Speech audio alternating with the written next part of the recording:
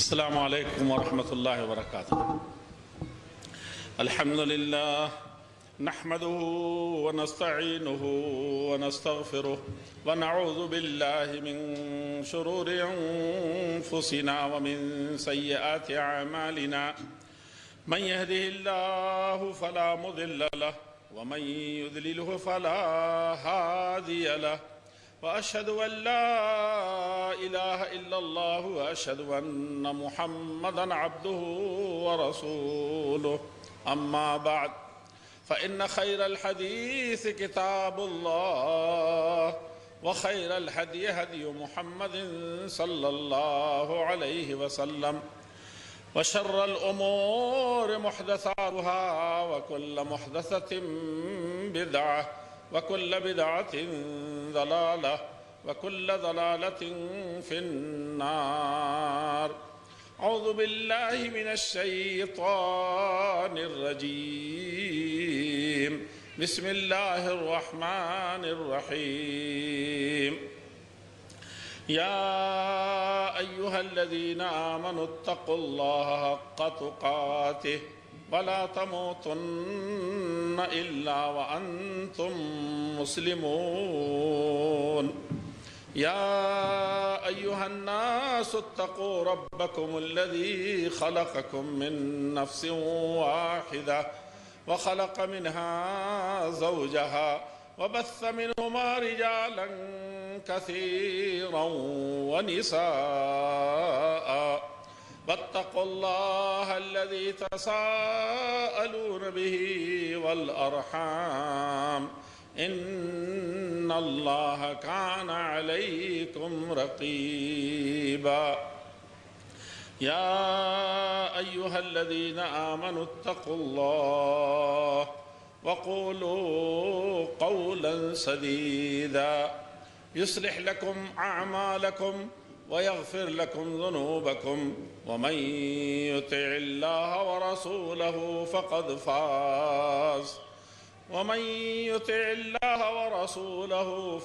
فاز فوزا عظيما۔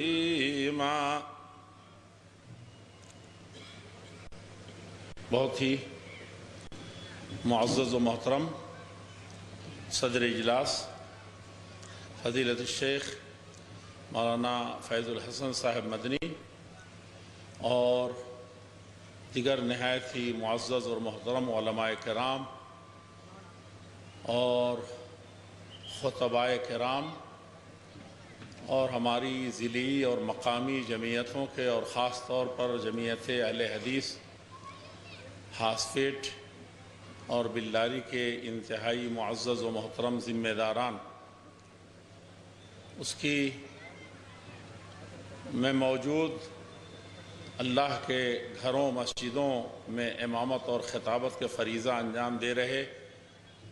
میرے انتہائی معزز ائمہ کرام اور یہاں کے اہم ترین مدارس اور دیگر بہت سے میدانوں میں کام کر رہے میرے دینی اور ملی بزرگوں، بھائیوں اور ساتھیوں، پورے کرناٹکا اور پاس پڑوس اور قرب و جوار کے ہمارے موحد دینی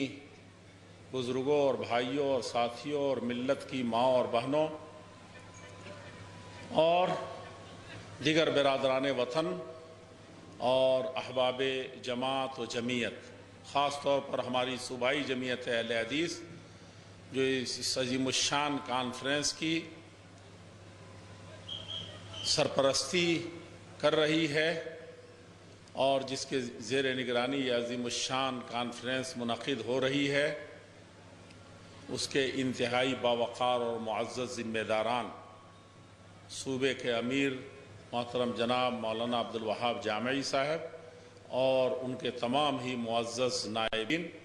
اور اس کے انتہائی فعال، انتہائی رات دن ایک کرنے والے اور جماعت و جمعیت کی نیند سونے والے میرے انتہائی عزیز اور محترم بھائی جناب اسلم خان صاحب، ناظم اعلیٰ صوبائی جمعیت اہل حدیث کرناٹکا اور گوا، میرے لیے بہت ہی سعادت کی بات ہے کہ موحدین کی توحید کے نام لینے والے اور توحید کو اپنا جادِ عمل بنانے والے اور سنت کے شاہراہ کو ساری پگڈنڈیوں کو چھوڑ کر کے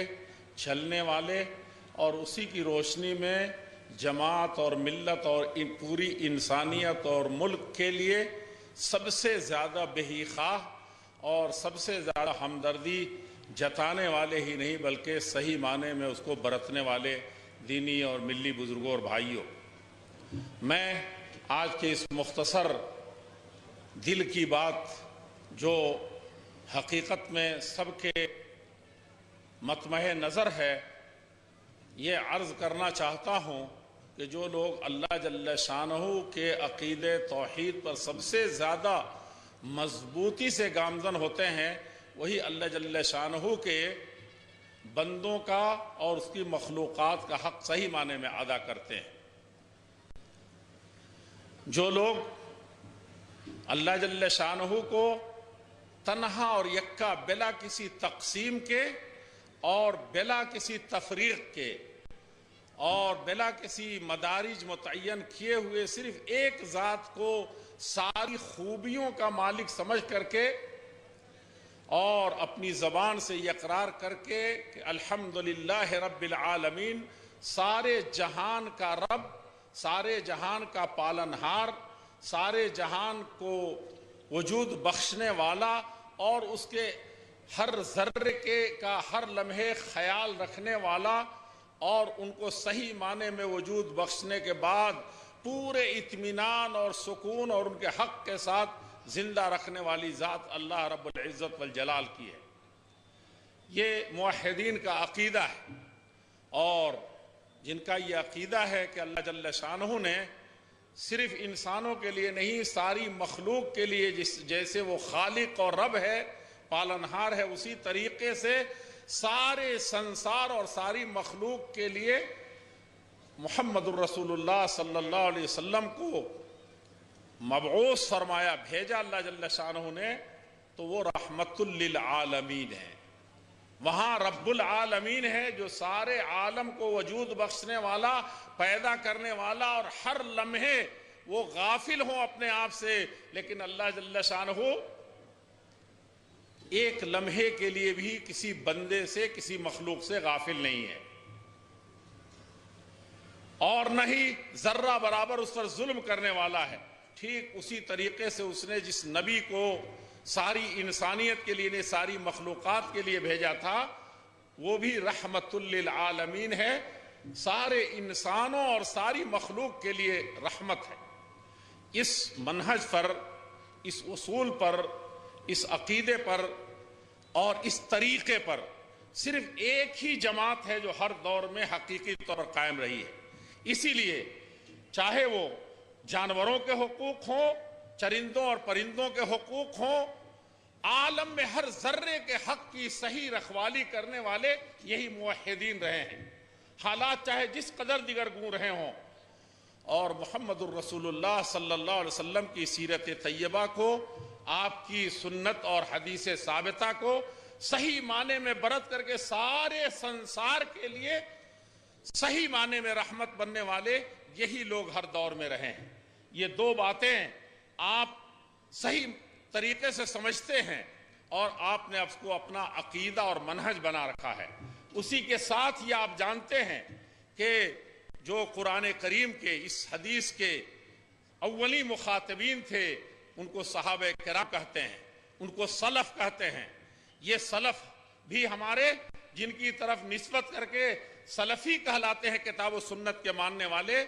ان کا بھی یہی منہج و اصول تھا کہ ہر ملک کے ماست کہ ملک خدائے ماست، کہ جو اللہ کی سرزمین ہے، جو اللہ کی زمین ہے، جو اللہ کے بندے ہیں اور اس کے مخلوق ہیں، وہ ہمارے اپنے ہیں، ہم ان کے ہیں اور وہ ہمارے ہیں، ہم کسی طریقے سے تفریق نہیں کرتے۔ ہاں تلک الرسل فضلنا بعضهم على بعض وفوق كل ذی علم علیم، اللہ جل شانہ کا قانون ہے کہ رسول جو خلاصہ کائنات ہیں، سب سے افضل ہیں۔ اللہ جل شانہ نے ساری مخلوقات کی ساری خوبیوں کو نچوڑ کر کے یہ حضرت انبیاء کرام علیہ الصلوۃ والتسلیم کو سب سے اونچا بنا دیا تھا۔ لیکن ان سارے انبیاء کرام جو کائنات کا خلاصہ، زبدہ اور کریم تھے، محمد الرسول اللہ صلی اللہ علیہ وسلم کو ان کی ساری خوبیوں کا جامع کمالات بنا دیا تھا۔ حسن یوسف، دم عیسیٰ، ید بیضا داری، آنچ خوباں ہمہ دارند تو تنہا داری۔ محمد الرسول اللہ صلی اللہ علیہ وسلم تمام انبیاء کرام جو خلاصہ کائنات ہیں، ان سب کا خلاصہ اور ان سب کا زبدہ اور ان سب کے کریم سب سے افضل ہیں۔ تنہ تنہا آپ کے اندر اللہ جل شانہ نے تمام انبیاء کرام جو سب سے افضل تھے، ساری خوبیوں کو اکٹھا فرما دیا تھا۔ میرے بزرگوں، میرے بھائیوں، یہ ہمارے عقیدے کا حصہ ہے، اور ہم جانتے ہیں کہ محمد الرسول اللہ صلی اللہ علیہ وسلم فرماتے تھے انا سید ولد آدم، میں آدم کی اولاد کا سب سے بڑا سردار ہوں، آدم کی سارے سنتانوں، ساری مخلوق کا سید الخلق ہوں، خاتم الانبیاء ہوں، اور محمد الرسول اللہ صلی اللہ علیہ وسلم کو اللہ جل شانہ نے یہ مقام عطا فرمایا تھا۔ ہمارا یہ بھی عقیدہ ہے کہ آپ سب سے اچھے تھے، اپنی ذات کی حیثیت سے بھی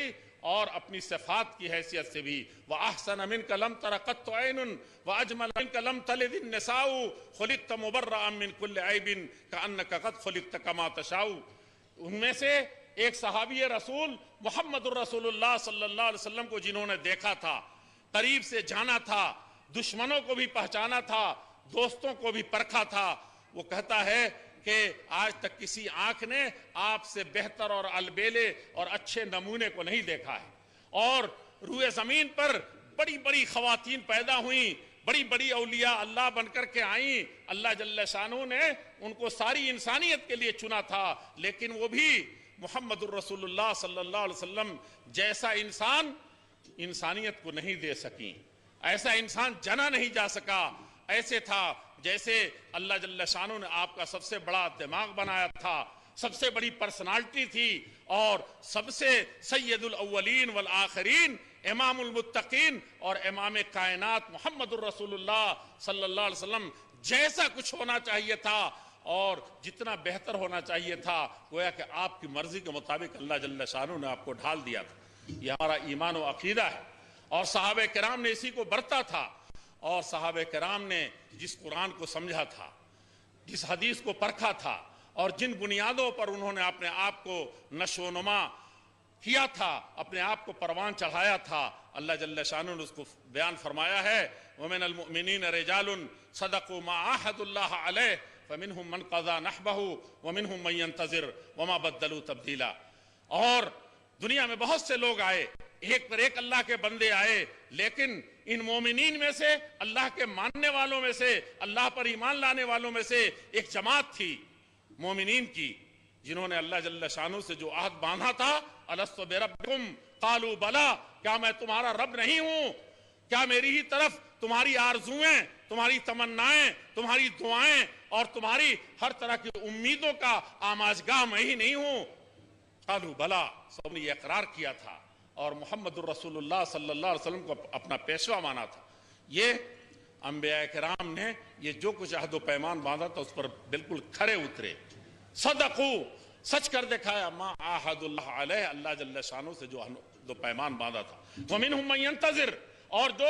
اس توحید کی دعوت کو لے کر کے چلیں گے، محمد الرسول اللہ صلی اللہ علیہ وسلم کی پیروی کا دم بھریں گے، اور اپنے سامنے وہ آئیڈیل اور نمونہ رکھیں گے جو صحابہ کرام نے سمجھنے کے طور پر اور برتنے کے طور پر برتا تھا، اس میں ذرہ برابر تبدیلی نہیں کریں گے۔ انتظار میں اس مشن کو لے کر کے، اس دعوت کو لے کر کے، اس منہج اصول کو لے کر کے بھٹکی ہوئی اور بھولی ہوئی انسانیت کو یہ سبق یاد دلائیں گے۔ یہ انہی کا کام ہے، اور یہی اس جادے پر یہ ہر وقت چلتے رہیں گے۔ ان کا یہ کام ہوگا کہ دو ٹوک طریقے سے صاف صاف باتیں کریں۔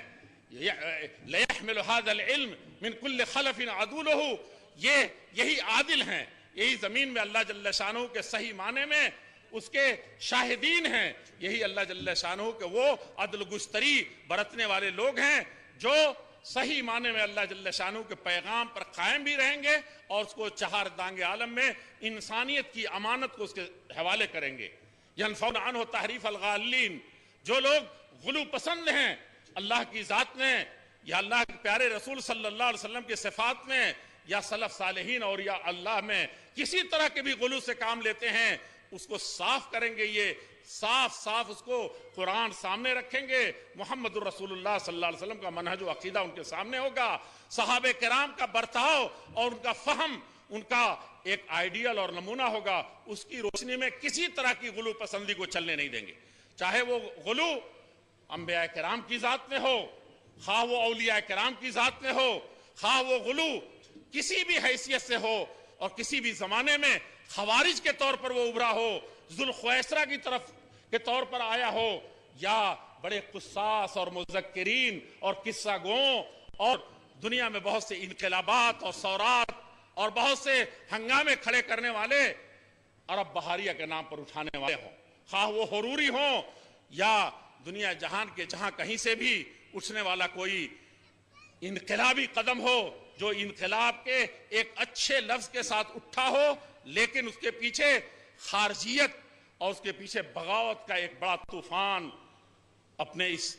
بہت بڑے پلان کے اندر رکھتا ہو، اس میں یہی ایک جماعت ہوگی جو کتاب و سنت پر قائم ہوگی، سلف صالحین کے منہج پر چلنے والی ہوگی اور محمد الرسول اللہ صلی اللہ علیہ وسلم کی صحیح متبع ہوگی، یہی کرے گی۔ بعد کے ادوار میں آنے والے جتنے ہنگامے کھڑے ہوں گے، خواہ وہ خوارج کے نئے نام کے ساتھ، وہ دہشت گردی کے نام پر یا آتنکواد کے نام پر یا آپ ٹیررزم کے نام پر یا اسے آپ داعش اور آئی ایس کے نام پر یا اور دنیا میں جہاں جتنے طرح کے خرافات اٹھیں گے اس میں بھی وہ میزان اور شاہد عدل کی حیثیت سے اٹھ کھڑے ہوں گے۔ یہ ہر دور میں ان کا طریقہ رہا ہے، سلف کا یہی طریقہ رہا ہے۔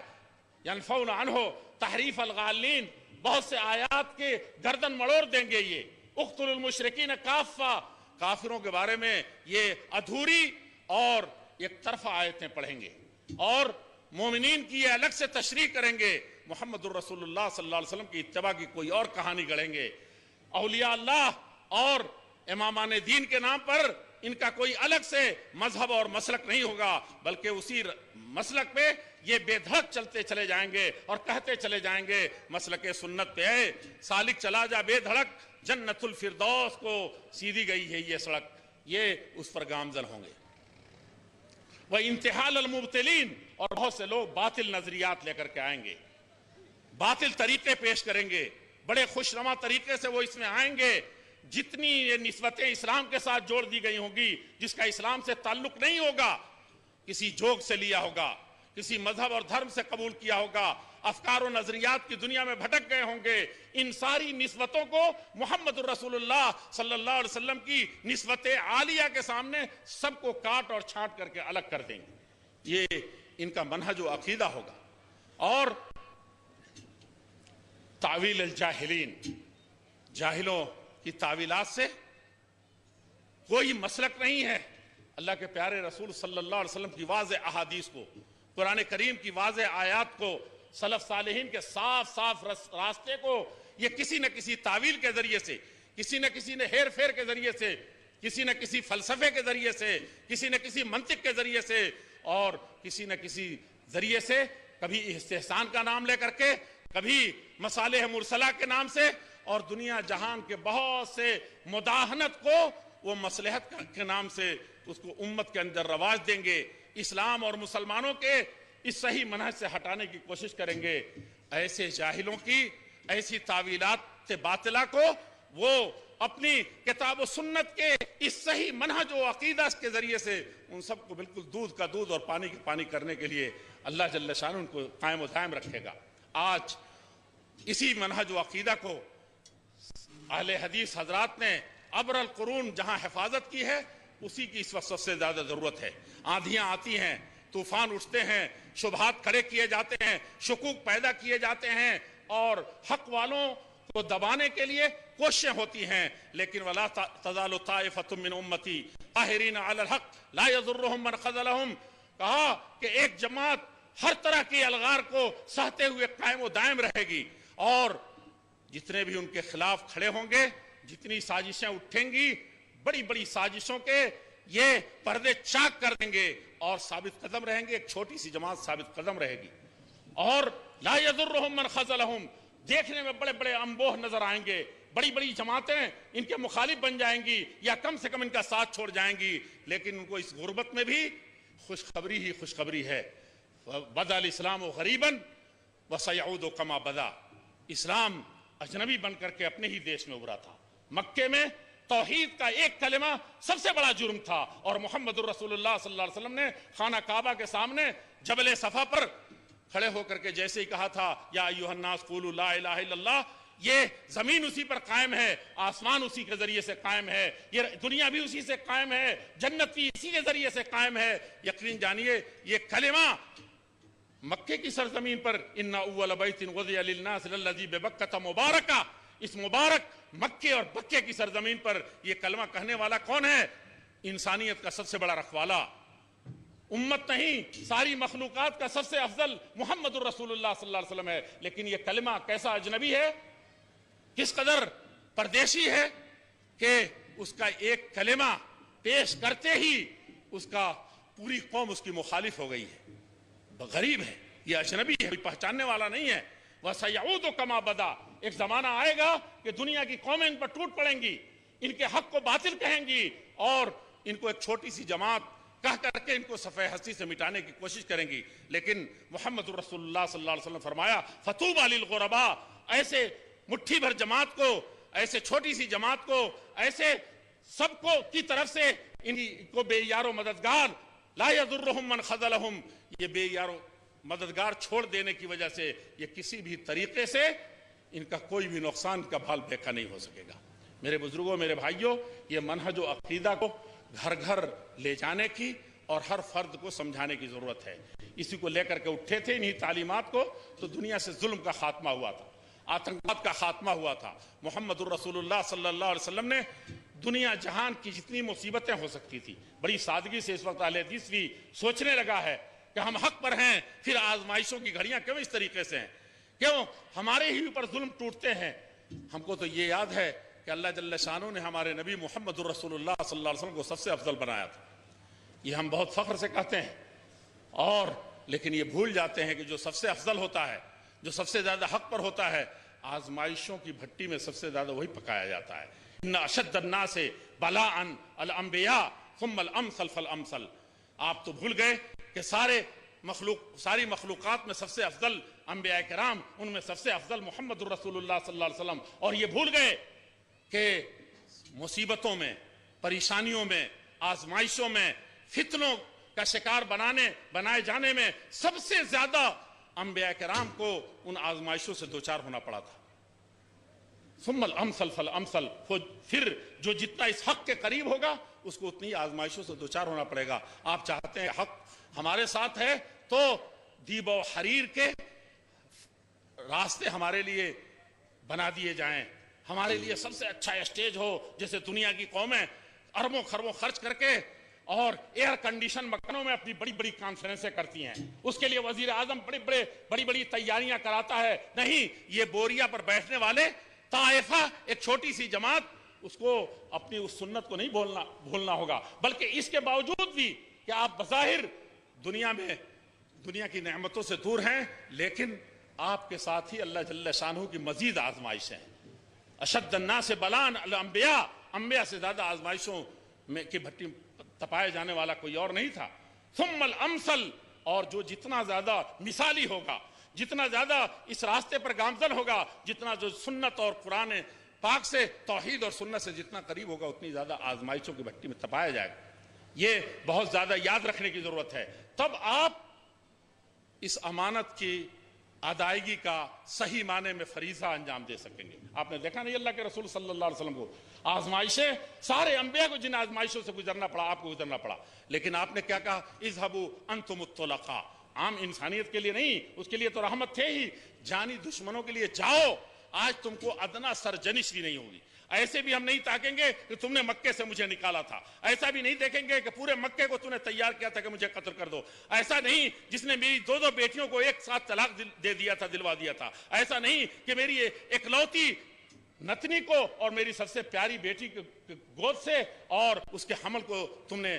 ज़ाय कर दिया था, ऐसा नहीं है कि मेरे सहाबे किराम के गोद से बच्चों को छीन लिया था और पेटों को चाक किया था, ऐसा किसी तरह का इशारा भी नहीं फरमाया। इज़हबू अंतुम तुलका, आज खुली आजादी है तुमको, जैसे चाहो, अब मेरी सल्तनत है, अब अल्लाह की सरजमीन पर तुम जीते हो, पहले तुम जालिमों के कब्जे में जिस जमीन पर थे उस पर जीते थे। ला तसरीब, अदना सरजनिश भी नहीं होगी, अदना इशारा भी नहीं होगा कि तुम कितने बड़े मुजरिम हो और किस तरह के जुर्म के मुर्तकिब हुए हो। ये मुहम्मदुर रसूलुल्लाह सल्लल्लाहु अलैहि वसल्लम की सीरत तैयबा थी। सहाबे किराम, आपने देखा होगा 70 सहाबे किराम को किस तरीके से धोखे से कत्ल किया गया था, और उसमें से हजरत खुबैब रजी अल्लाह तआला अन्हु को किस तरह मक्के के गलियों में ला करके बेचा गया था, और कई महीने तक किस तरीके से तैयारियां हो रही थी कि इसको बलिदान देने के लिए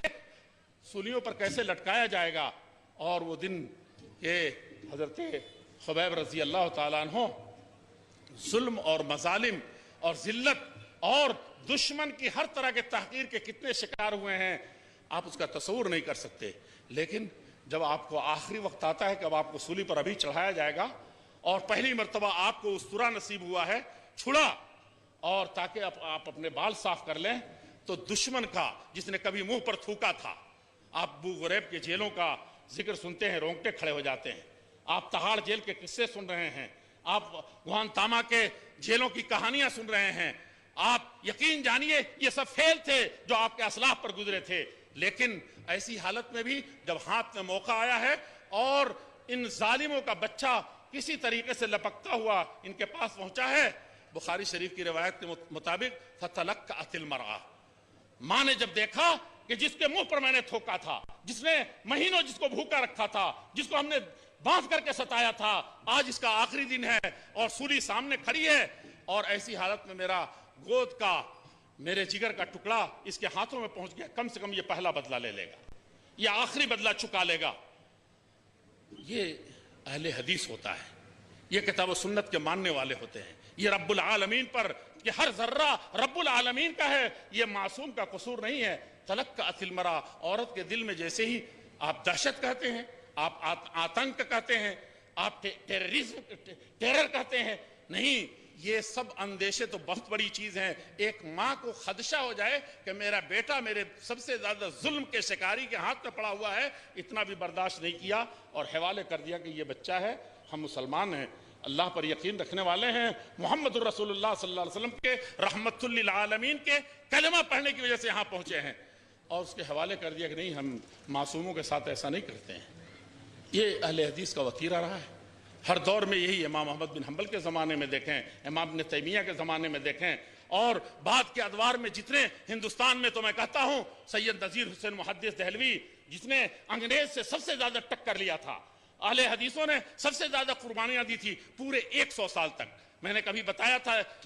साउथ के इस इलाके में कि जब 150 सालाना आज़ादी हिंद का पहला जश्न मनाया जाने लगा और मुसल्लह जिद्दोजहद दे आज़ादी की जो पहली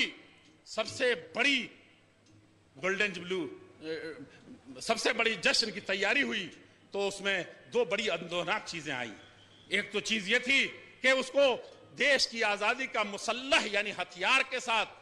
मैदान में कूद कर पड़ने और देश दुश्मनों को, देश विरोधियों को देश से निकालने का जो सबसे पहला काफिला उठा था, वो 1857 का, जिसको अंग्रेज ने गद्र कहा था, वो वाकया था। ये बहुत तकलीफ की बात थी। और दूसरी चीज क्या थी कि उसमें किसी अहले हदीस का नाम नहीं था, और बल्कि मुसलमानों का नाम नहीं था। मैंने मिसेस गांधी को उस वक्त लिखा था, सोनिया गांधी जी को, कि आपकी हुकूमत है और आप चेयरपर्सन हैं, और इसमें दो बड़ी तारीखी भूल की जा रही है जो देश के साथ नाइंसाफी है, कबल इसके कि ये किसी और के साथ नाइंसाफी हो। ये जिसको आपने पहली जंग आजादी, मुसल्लह जंग आजादी कहा है, ये उन मतवालों का है, उन ईमान वालों का है, उस किताब सुन्नत के जानने वालों का है, उस कुरान और हदीस के पर मर मिटने वालों का है। जो किसी का वजूद नहीं था तो अंग्रेज जिसने न मंदिर छोड़ा था, न मस्जिद छोड़ा था, किसी तरह के भेदभाव नहीं छोड़े थे, आपस में लड़ा दिया था और काबिज हुआ था। ऐसे में वो हमारी 31वीं लड़ाई थी। हमने मुसल्लह जिहाद का 31वां ये मेरा मार्का था जो हमने लड़ा था, जिसे आप पहली कह रही हैं, और वो भी सबको लेकर के लड़ा था। उसमें सिख भी थे, ईसाई भी थे, हिंदू भी थे। अलबत्ता 30 जंगें उससे पहले लड़ी थी, वो अकेले अपने हिसाब पर अहले हदीसों ने लड़ी थी। और इस 31वें में देश अब जानने लगा था कि अब खीर पक चुकी है, अब सबको खाना है, तो उसमें सबको शरीक कर लिया था। ये अहले हदीस का मनहज होता है। लेकिन बदकिस्मती ये है कि आप उसको, ये देश उसको पहला मुसल्लह जिहाद कह रहा है। वो भी मैं आपको गवाही दूंगा, मैं आपको दलील पेश करूंगा। और भारत का कौन सा इतिहास का माहिर है और हिस्ट्री का इमाम है और मुअल्लिफ है जो ये नहीं जानता है कि जनरल बख्त खान ने इस 1857 के इस काफिले की रहनुमाई की थी, और वही जर्नैल और कर्नैल था जो मेरठ से चला था, और वो अहले हदीस था। मैंने कहा कि ये बहुत बड़ी नाइंसाफी है। दूसरी नाइंसाफी कि इसमें किसी अहले हदीस या मुसलमानों का नाम नहीं है, तो यही इस मैदान के हीरो रहे हैं। और आखिरी हीरो जो कौमी यकजहती का, जो इंसानियत का, भारत के अखंडता का और हर तरह का जो सबसे बड़ा इमाम था, उसको इमामुल हिंद, हमारे सफों में बैठे हुए कुछ जुब्बो दस्तार के मालिकों ने उसको इमामुल हिंद नहीं बनने दिया था, वरना ये एशिया उस वक्त के मिस्र और रोमा की गवाहियों के मुताबिक कि अगर कोई एशिया ने कोई इंसान को जन्म दिया है अंबिया के बाद और बड़े बड़े लोगों के बाद, मुहम्मदुर रसूलुल्लाह सल्लल्लाहु अलैहि वसल्लम के बाद, तो यही अबुल कलाम आज़ाद है। वो एक अहले हदीस है। उस वक्त मौलाना तकरीर कर रहे थे, तो यकीन जानिए मेरा नफ्स भड़क रहा था कि आप कहाँ हैं, आप कहाँ पढ़ा रहे हैं, कहाँ जा रहे हैं। ये अबुल कलाम आज़ाद जानते हैं एक ऐसे खोल में बंद था, जरूर ज़मीन पर कोई भी इस तरीके से बंद करके उसको नहीं रखता होगा। अपने मसलक के उलमा से भी कि फरचाई ना पड़ जाए, मौलाना खैरुद्दीन अपने बेटे को ऐसे हिफाजत से रखते थे कि दुनिया की हवा ना लगने पड़े। ये दुनिया का सबसे बड़ा सूफी बने, जिसके बाप के पैर को मिस्र से लोग भी आकर के धुल के पीते हैं, मक्के से लोग आकर के धुल के पीते हैं, और पूरा हिंदुस्तान तो गुलाम है। कहा कि ऐसा सूफी मनुष्य लोग भी हमारे बेटे पर दुनिया की, ऐसा ना हो कि कोई चीज इनके दिल पर, इनके जिस्म पर चढ़ जाए, और उस मतवाले को ऐसी हिफाजत में रहने वाला कि उस पर किसी तरह की हवा ना लगे दुनियादारी की। अबुल कलाम आज़ाद ने तो खुद लिखा है कि उनके चौखट धुल करके पीने वाले कैसे पीते थे।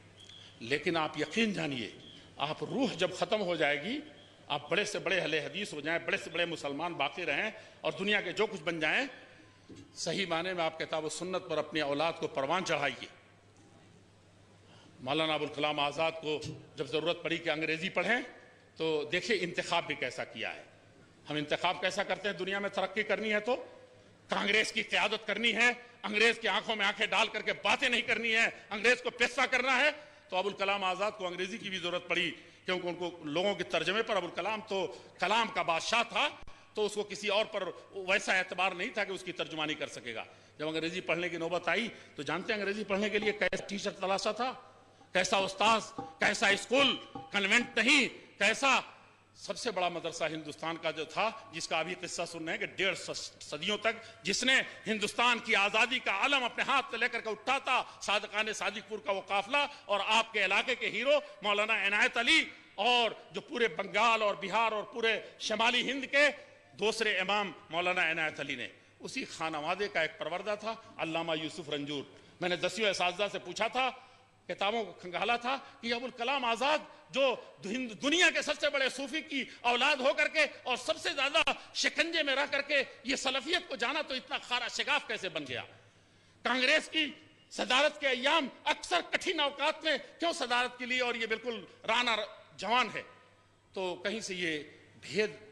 जाहिर नहीं हो रहा था। पता चला कि अबुल कलाम आज़ाद का अंग्रेजी पढ़ाने वाला उस्ताद एक अंग्रेजी उस्ताद अल्लामा यूसुफ रंजूर है। ये जाफरी साहब जो अभी इंतकाल किए हैं, इन्हीं के खानवादे के यूसुफ रंजूर अंग्रेजी का एक मास्टर कलकत्ता कॉलेज का, और अबुल कलाम आज़ाद को अंग्रेजी पढ़ा रहा है। नहीं, इब्न तैमिया के किताब सुन्नत के उस रास्ते पर गामजन कर रहा है। इब्न तैमिया के ज़बरकान के मुकाबले में, तातारियों के मुकाबले में, जबकि बगदाद की ईंट से ईंट बच गई थी और मुसलमान दरख्तों के पीछे छुपने से भी अपनी जान को नहीं बचा सकता था, ایسا انسان تیار کر رہا تھا رنجون. وہ انگریزی نہیں پڑھاتا تھا, وہ انگریزی کا امام نہیں بنا رہا تھا. ہم بھی اپنی اولاد کو دیتے ہیں, ہم بھی انگریزی بنانا چاہتے ہیں, ہم بھی بڑے بڑے آفیسر بنا رہے ہیں. وہ ہمارا ہی گلا گھونٹتا ہے, ہماری جماعتی میں تفریق ڈال دیتا ہے, ہماری جماعتی کے ٹکڑے کرتا ہے, اور ان کی اجتماعیت کو, ان کی منہجیت کو وہ ادنا دنیا کے چند ٹکوں یا چند عہدوں کی وجہ سے اس کو بٹوارا کرتا ہے. یہ یوسف رنجور تھے جس نے ابوالکلام آزاد کو ابوالکلام آزاد بنایا تھا, بلکہ سلفیت کا سب سے بڑا منات بنایا تھا. اور صحیح معنی میں ابوالکلام آزاد نے جو خدمات انجام دی ہیں, وہ امام الہند یہی نہیں بنا. ہم بیٹھ کر کے رو رہے ہیں اس وقت کہ ابوالکلام آزاد کو امام الہند نہیں بننے دیا.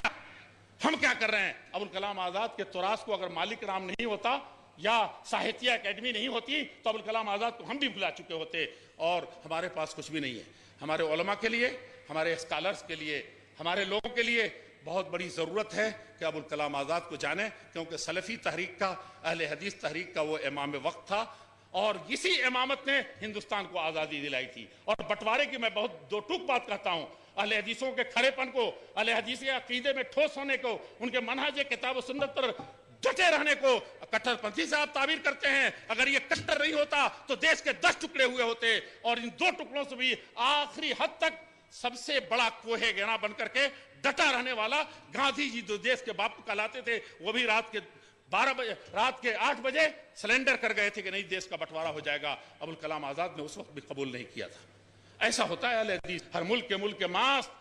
کہ ملک خدائے ماست, جو اللہ کی سرزمین ہے, ہماری سرزمین ہے. اسی نے کہا تھا کہ جامع مسجد کی ان بلند بالا مناروں پر آسمان سے ایک مقرب فرشتہ اتر کر کے اگر یہ اعلان کر دے کہ دیش کا بٹوارا تو ہو جائے, لیکن اس کے ساتھ ہی دیش کی آزادی کا پروانہ بھی ہم ہندوستانیوں کا ہاتھ ملا کر کے رکھ دیں گے. کہا کہ مجھے نہیں قبول ہے کہ زمین کے اس بٹوارے کے نام پر انسانیت کا بٹوارا کر دیا جائے. اگر انسانیت کا بٹوارا ہوتا ہے تو اس سے زیادہ نقصان انسانیت کا کوئی نہیں ہو سکتا, لیکن دیش کی آزادی اگر چند دنوں تک رک جاتی ہے تو اس سے دیش کا تھوڑا سا, بھارت واسیوں کا تھوڑا سا نقصان ہو سکتا ہے. ایسے منہج و عقیدے پر ہم چلنے والے ہیں, یہ ہمارا کردار رہا ہے. اور سید نذیر حسین محدث دہلوی رحمۃ اللہ علیہ کا تو آپ جانتے ہیں, ایک طرف جہاد کا